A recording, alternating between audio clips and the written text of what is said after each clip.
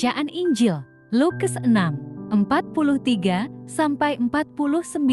Sabtu, 10 September 2022.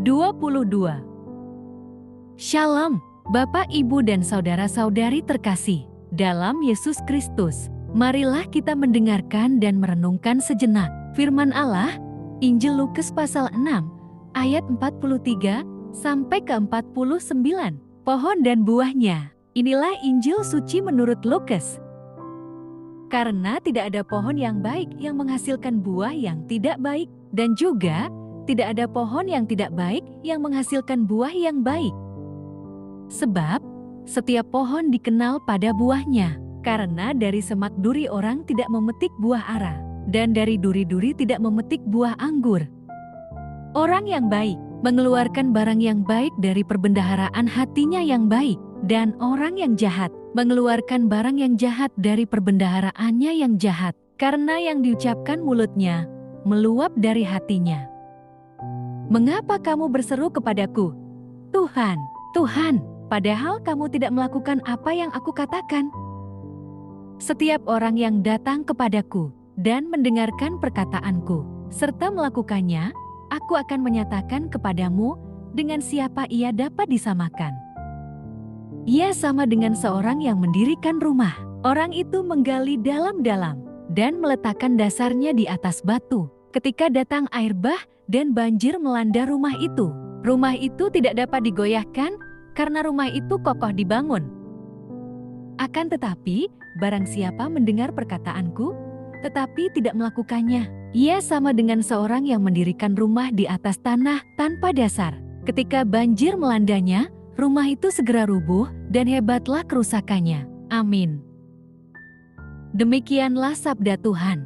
Terpujilah Kristus. Renungan Injil. Pohon anggur tidak berbuah durian. Bapak, Ibu, dan saudara-saudari terkasih, kita mengenal pohon dari buahnya. Akan tetapi, pernahkah Anda melihat pohon anggur berbuah durian? Tentu saja ini sebuah kemustahilan. Yesus memberikan gambaran sederhana tentang bagaimana cara mengenal pribadi seseorang. Yesus dengan cerdas mengibaratkan manusia itu seperti pohon. Pohon yang baik pasti akan menghasilkan buah yang baik. Sebaliknya, pohon yang tidak baik akan menghasilkan buah yang juga tidak baik. Dia memberikan contoh bahwa semak duri tidak akan menghasilkan buah ara atau buah anggur. Tentu saja, kita pasti tahu alasannya karena ketiganya berasal dari jenis yang berbeda. Dari sini, kemudian Yesus menarik pada kenyataan hidup manusia. Orang yang dari dalam hatinya baik akan memancarkan hal-hal yang baik pula. Sedangkan orang yang dari dalam hatinya jahat juga akan memancarkan hal-hal yang jahat. Konteks nas ini adalah orang-orang Farisi yang tega memfitnah Yesus. Momen itu terjadi ketika dia mengusir setan dari tubuh seseorang. Mereka mengatakan bahwa Yesus mengusir setan dengan kuasa Beelzebul, yaitu penghulu setan. Bagi Yesus, fitnah itu sudah menunjukkan sifat hati mereka yang jahat. Sebenarnya, tidak terlalu sulit untuk melihat apa isi hati manusia. Caranya cukup sederhana. Kita hanya perlu mendengar apa yang dikatakannya dan melihat tindak tanduknya setiap hari.